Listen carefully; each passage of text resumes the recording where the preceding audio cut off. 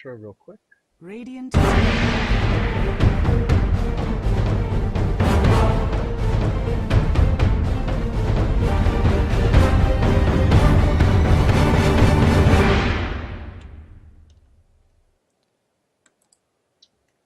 Welcome back, ladies and gentlemen, to your consolation finals for the Premier League Masters. Mouse Sports up against Na'Vi. This is a best out of three. MTW just won the winner bracket finals, so they are guaranteed a top two placing.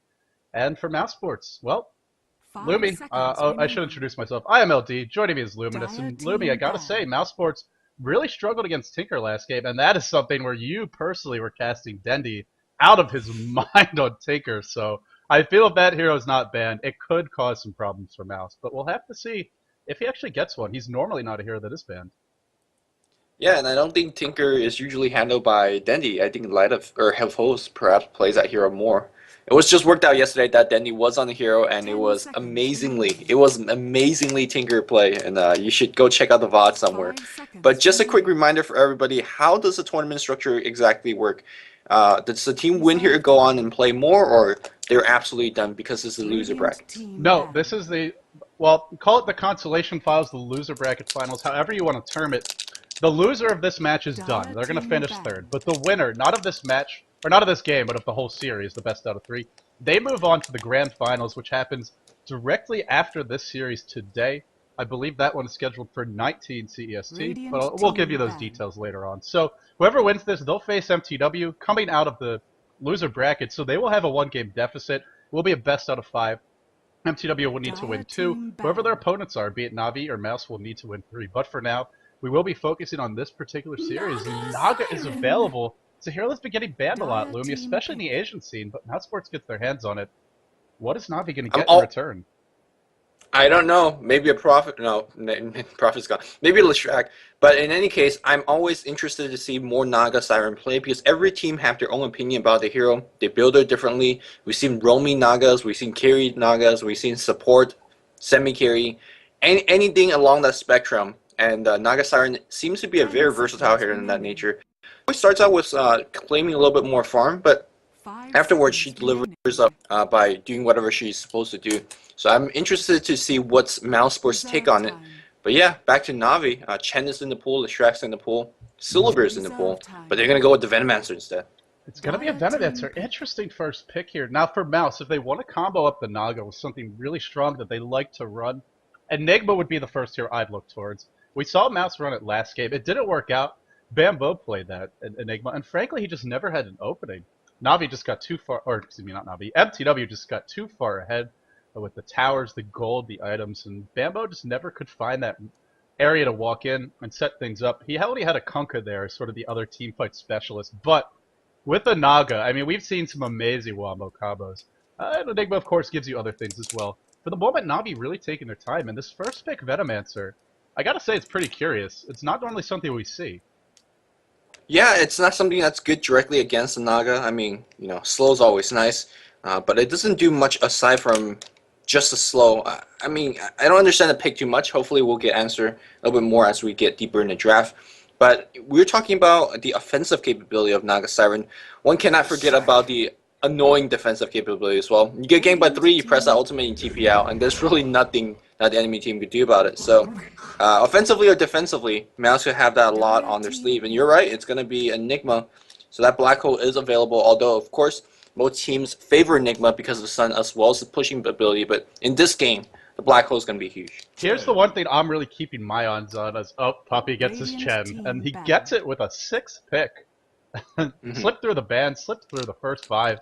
Puppy will happily take that here. A lot of push power for Na'Vi off the bat, but the one thing I'm curious about, will Sing Sing get that solo mid? When we've seen him on support Rubik, generally, it just doesn't seem to go that well.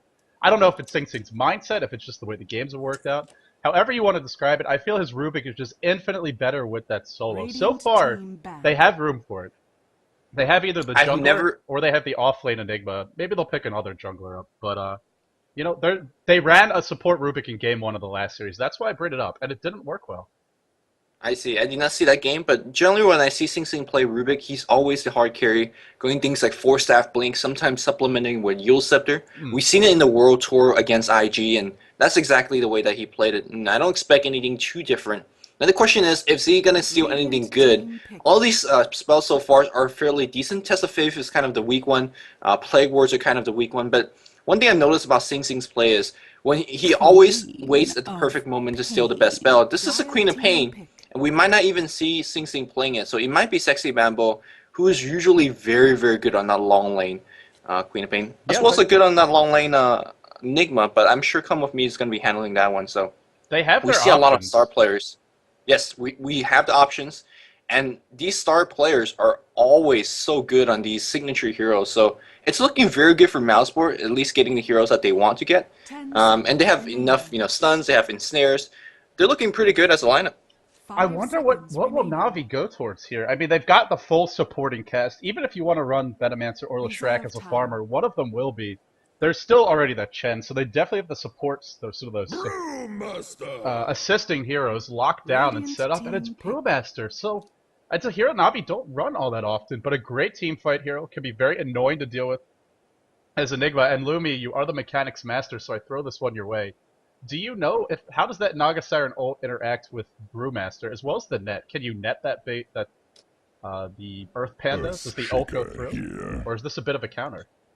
You could definitely net the Earth Panda, and I believe the Earth Panda acts just as what this BKB does. It's magic immunity.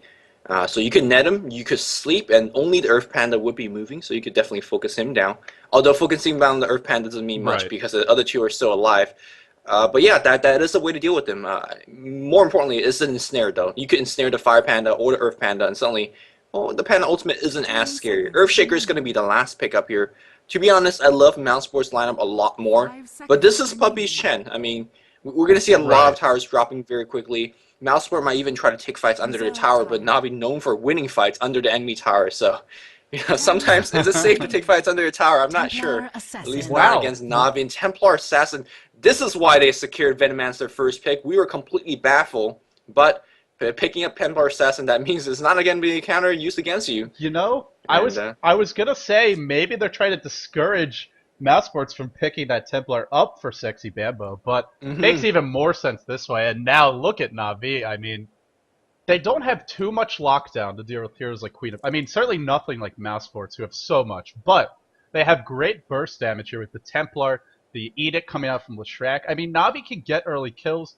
This is a kind of a snowball lineup, right? They're not going to win. I don't think they're going to win, most likely, unless they get a good start, unless they get that momentum going. But if they get that start, this is a terrifying group.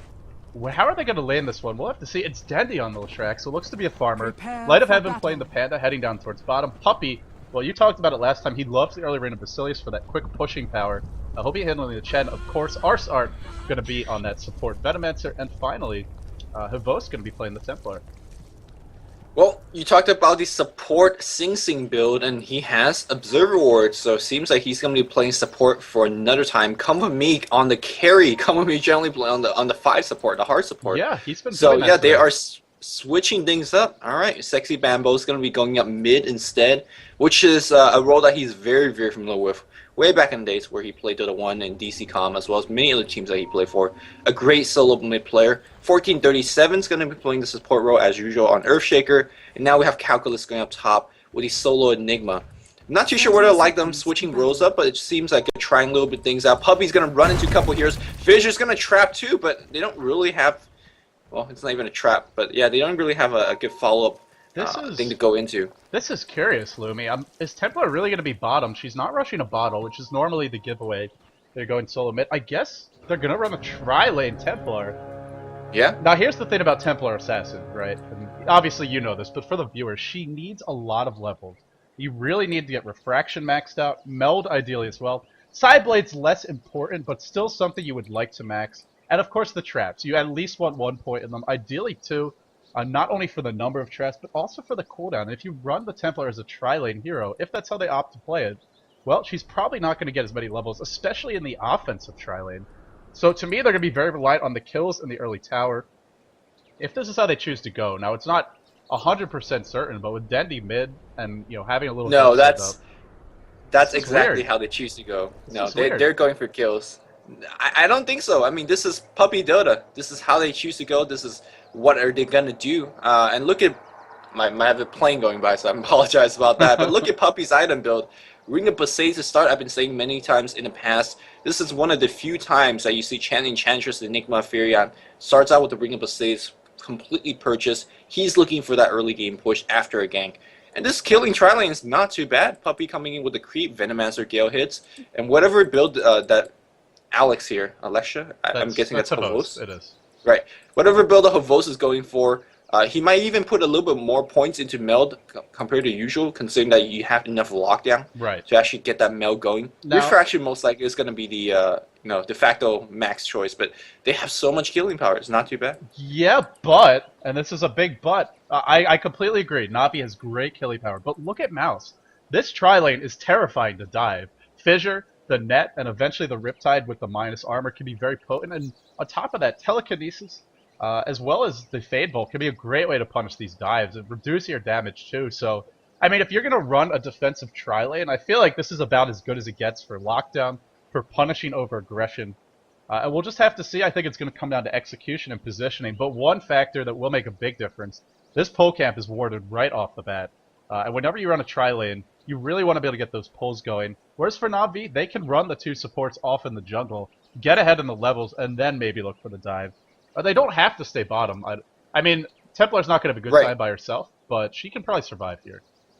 I'm really, really happy that you brought it up, because on the heads-up engagement, you're absolutely correct. Shaker, Telekinesis, and even Ensnare are great defensive mechanisms, and it's going to be difficult to dive. But here's the thing, that's only true for a heads-up engagement. Mouse has very little options. Should the lane not do too well, like, Naga's going to get his farm, that's definitely true, but what is the other two supports going to do?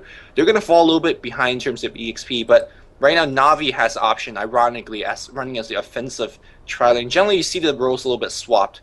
The defensive tri-lane has a little bit more option because they have a jungle they're going to.